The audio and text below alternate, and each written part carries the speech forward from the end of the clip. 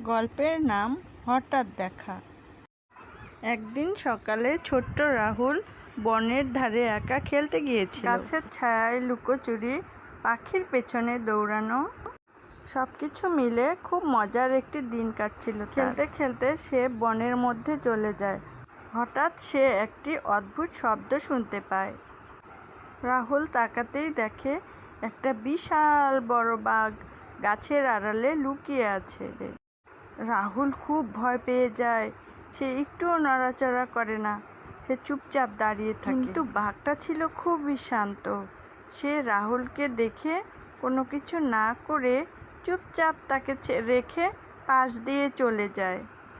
রাহুল খুব ভয় পেয়ে যায়। সে ছুটে বাড়ি চলে আসে। সে তার মায়ের কোলে মুখ লুকিয়ে তার মাকে সব কথা খুলে বলতে থাকে। তার মা বলে, বাবা, বনে গেলে সবসময় সাবধানে চলতে হয়, কিন্তু তুমি খুবই সাহসী ছেলে, তাই তুমি এই সাহসিকতার সাথে সেখান থেকে বেঁচে ফিরে আসতে পেরেছো। তোমাকে আরও সাবধানে পথ চলতে হবে। সাহস ও সতর্কতা, এই দুটো নিয়েই জীবনে পথ চলতে হয়।